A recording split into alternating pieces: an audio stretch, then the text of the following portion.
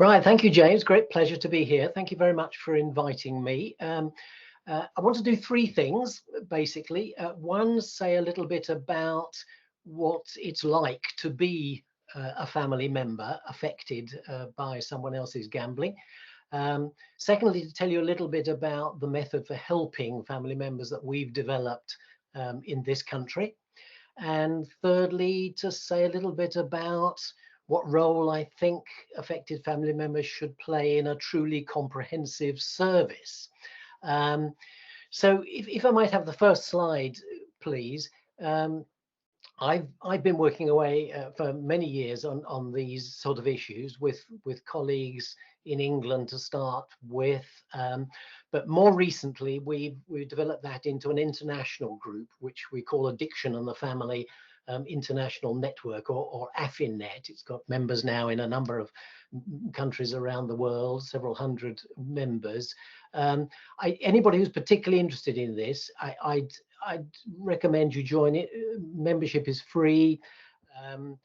There's loads of materials, that expand on what I'm going to say now, available there for anybody who's members. And it puts people in touch, of course, with lots of other people interested in the subject in this country and in other countries. And there's a strong interest in gambling in this group, I should say. The next slide is just summarizes something about the experiences of family members. We've done a lot of research over the years, talked to, I should think, thousands, we and colleagues, literally thousands of affected family members. And there are three things that stand out really about the stress that family members are under when there's someone in the family. I should say that we call the group we're concerned about affected family members, or AFMs for short. That isn't to rule out people who are affected because they're very close friends, because they're work colleagues, because there are other people who are affected. But we're most concerned with the people who themselves are at risk health-wise because someone close to them has a gambling problem. And we think family members are the predominant group there. And there are three areas that stand out when it comes to gambling. One, obviously, is the financial area. And the financial harm ranges from small things, bits of money going missing, all the way to people suddenly discovering that their home that they thought was totally theirs is actually mortgaged up to the hilt, or that in fact the savings that they thought they could rely on no longer exist because they've been given to gambling operators by a member of their family. So financial stress, large and small. Relationships, obviously, when there's someone in the family who has an addiction problem like gambling, trust is one of the things that is difficult to maintain. We know in the case of gambling that there's a higher risk than average for domestic violence. We know now the importance of coercion in domestic violence, and there's an element when someone in your family has a gambling problem, any addiction problem, including gambling. There's always an element, large or small, of coercion in the relationship. So things happening to the relationship is a big area for family, the stress for family members, and then health, both emotional and physical. That if you're under that degree of stress, you're under that degree of worry about someone in your family, then it's going to affect your health. And we know that family members are highly vulnerable for ill health effects. The next slide really tries to summarize how we understand addiction problems in the family, and in this case, gambling problems in the family. So at the top, we've got gambling addiction in the family has a stressful impact. And at the bottom, we've got that running through to family member strain in the form of ill health for family members, both for adults and for children. So the important thing about this is it's a stress strain model. The way we are understanding, and we'd recommend that other people see gambling in the family is in terms of it being a very considerable source of stress to everybody. I mean, goodness me, it's stressful to the people who are carrying the problem themselves, the people who are gambling. It's an extremely stressful and unpleasant thing to have, and family members share that stress. It's a peculiar aspect to the stress because they're affected family members, not necessarily the people who are doing the gambling themselves. But it's highly stressful, and this is a stress strain model. And the reason that's important, I think, is because that hasn't always been the way in which addiction and the family have been seen. When I first came into the field, and I was interested in those days in alcohol particularly, when it came to families, it was wives, because it was thought pretty much all to be men who were heavy drinkers, and it was wives. And the predominant view of the family was that wives were somehow implicated in causing their husbands problems. So over the years, fortunately, stress strain models have given, have overtaken those kind of models, because one of the things that family members often think is that, am I to blame in some sort of way? And one of the most useful things about counseling family members is to somehow get them to see that they are not to blame. So to have a model that sees things into stress is really important. And then in the middle of that are three things that perhaps mediate between the stress and part of it and the strain part of it. And that is lacking information, the information that family members need, the dilemmas about how to cope. No one tells you how to cope with an addiction problem. It's not something we're brought up to think we're going to cope with. It comes on as a surprise to people, and people are at their wits' end as to how to cope. And then thirdly, getting the social support that people need. And I'll say a little bit more about those in a minute. So if I could have the next slide.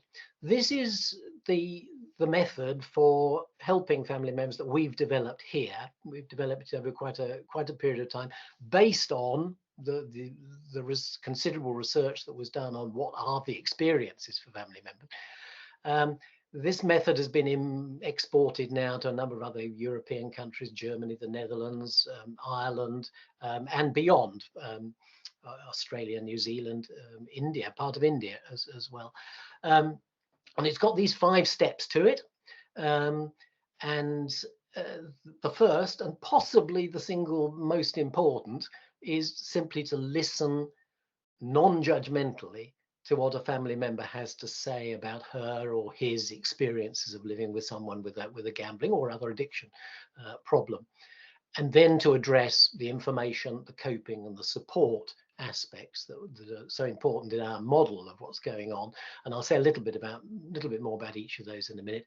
And then the 5th step is to review and what's going on and arrange any further help that's necessary. So if I could have the next slide. Just to draw attention to some of the features of this model, we like to think of this model as a particularly flexible first stage model. So we argue that it's applicable whatever the relationship of the family member, or indeed other affected person, to the person with the addiction problem, gambling in this case. It's applicable in a wide variety of settings, including healthcare settings, both primary and specialist. So I was particularly interested to hear what Claire Gerarda had to say about her new gambling service. One of the bits of research that we did was actually trying out the 5-step model in primary care, delivered by GPs, primary care nurses, and health visitors. And I agree absolutely with Claire that not everyone in primary care is going to want to do that kind of work, but we found for that study plenty of people who did. And it can be done outside healthcare settings altogether. So it's flexible in that sense. It can be flexible in the number of meetings. When we do it in a research project, we tend to do it in 5 sessions, 1 session to each of those 5 elements. But it can be done in a much smaller number of settings, concentrating perhaps on the listening and the providing information, if that is all there is time to do. The number of family members attending, usually it's 1, but it may be 2. It may be a father and mother concerned about a son or daughter's gambling. It can be done in the form of a self-help handbook largely. which we used, for example, with in Etta's London clinic to very good effect. And we wrote a joint paper on the work that was done there using the 5-step method. It can be extended then to joint work with the person who is the gambling person or the person with another addiction problem. Although the 5-step method is for the family members in their own right to start with, but it can lead on to joint work. And this method, we have a system for training people and providing accreditation if people want to go on to do that. And there's obviously more I could say about that, but there's not time to expand today. So if I can go on to the next slide, just to say a little bit more about the information element. Information is very important. People, family members, when there's an addiction problem like gambling, are often struggling to understand and to get information. And the information may be very specific. It may be specific about a particular form of gambling. So people may say, you know, my son says he does online slots, or, you know, what the hell is online slots? Or so there's specific information like that that family members may want to know about. But one of the core things that often comes up is, what is addiction? You know, there seems to be something terrible going on in the family. Families, the relationships are being affected, my health's being affected, and it seems to be because of this inexplicable behavior of someone I love and someone I trusted and someone I'm sharing my life with. So what is gambling addiction? And here's just a couple of people. There's one person who says, I've racked my brains trying to figure out what's in it for him. You know, what is it? And I've tried various solutions and they don't seem to work. Someone else says, it seems like very selfish behavior, this. And then I think about it and I think, is it an addiction? So these are really things that family members need a lot of help with to think through. They really are, you know, almost philosophical dilemmas that family members face. The next slide says something about the coping dilemmas. I mean, this is a very the financial side of it is really a nightmare often for affected family members. And here's a sister who's been approached, you know, by her sister saying, I've got some debts, can you help me out? And she wants to help her sister out, but she's not very happy about it. She talks to their mother, she talks to her husband about it, and she reluctantly decides she's going to give her a loan, but she thinks she ought to put conditions around it. So she says, only if you tell your husband, and only if it's a secure loan. She lends her £5,000. And she says, as she says, I'm not best pleased about it, but she decides that that's the best thing to do. So there's a typical coping dilemma, and family members' lives are filled with major and minor coping dilemmas of this sort. The next slide, please. Right, this is another kind of dilemma. How strict should I be with him? So here's a partner who says, I don't want to mother him, but I feel I'm being pushed in the role of a strict mother. Well, I'm a partner. I don't want to be his mother. That's not what I married him for. So that's another kind of coping dilemma. The next slide is about, and I don't have time to talk about this in any detail, but when it comes on to the social support element, what we do is we use a kind of spider diagram, and we talk to someone about all the people who might be helpful. And what tends to come out is that some of those people are helpful. In this case, a mother, her sisters were quite helpful, and a close friend was helpful, but her husband wasn't. She and her husband obviously had different views about how to cope with it, and that wasn't very helpful. A mother-in-law wasn't very helpful. A stepfather wasn't very helpful. So as a result of that, we decided, yeah, why don't you talk to one of your sisters? And she chose one of her sisters, and we did a bit of role play. How are you going to bring this up? You know, because your sister doesn't know everything that's been going on. How are you going to broach this difficult subject? So a bit of role play came into that. So those are kind of some of the things that constitute the 5-step method. And then finally, I just want to say, if I can have the next slide, I want to say about what role I think family members should play in a comprehensive service. And really, there are two aspects to this. And the first one is really by far the most important, because we think that only a small minority of people who could benefit from help with their gambling problem are actually in touch with someone who specifically is addressing their gambling problem. So that leaves 90 or 95%. I'm not sure what the figure that people reckon is now, but that leaves at least 90% of family members who are living with someone with a gambling problem, where the person with the gambling problem is not currently getting any specific help for it.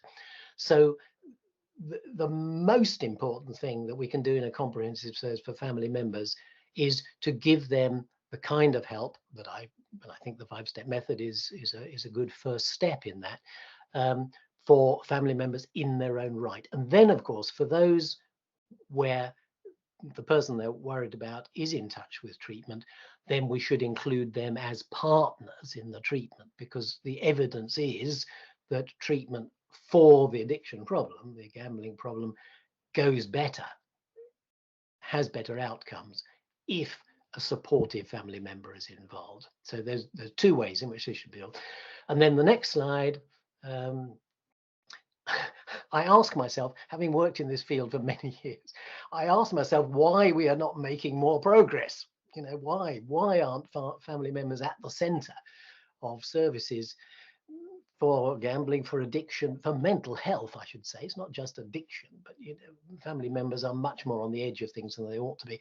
And I think there's several reasons. One is they just don't get policy direction from on high. It's not policy that family members should be involved. And then there are all sorts of barriers involved. I just mentioned two there that we discovered when we were working with organizations to try and get them to involve family members more. I remember working with one in Birmingham where they had a really awkward recording system. And they said, well, it's very difficult to help family members in their own right because they have to be recorded as patients. And so, you know, this understanding sort of who is a client and who is not a client. And if someone who's only a client because they're worried about someone else, this really makes, you know, some really clumsy recording systems find it very difficult to record them at all. So that was one thing to start with. And then there's this confidentiality thing. And I think people often bring that up and say, well, it's very difficult to work with family members because of confidentiality. Well, that's nonsense, really. I mean, yes, of course, you've got to know what your confidentiality rules are. You've got to know what an individual person is happy for you to talk to a family member about and not. But there's no reason why you can't address the concerns of a family member. I was talking just the other day to someone who was crying. She was crying with anger as much as anything else because she'd phoned up the residential unit, it was, where her son was staying. She was desperately worried about him and told by the person who received her phone call, "I've been told I cannot talk to you." Well, this is a really sort of you know, clumsy and really unhelpful way of using confidentiality, which itself is important, but you can work within confidentiality with family members quite well. And then, of course, people need the training and they need the experience. So I think my final slide is now, oh well, no, we did a AFINet did a project and we looked at all sorts of documents from several countries. And we found that often family members weren't mentioned, and when they were mentioned, they were often mentioned in a very peripheral way. So just from the policy angle, addiction is not getting into policy documents properly. So this is my final slide, the last one. This is what I want you guys to do, and I want you to do these 4 things. I want you to make sure that right from the top downwards, putting family members at the center, not on the edge, but in the center of a comprehensive service, it's in your policy documents right from the top. There's then got to be leadership, management leadership within the treatment providing services, whether they're health service, whether they're charitable, whatever they are. There needs to be proper training. about how to work with family members, and to listening, listening to family members, listening to the experts, experts by experience who can tell you what it's like. And finally, of course, people need to get in there and get practicing and get experience of what it's like to help family members. So that's what I want you guys to do. I leave you with that.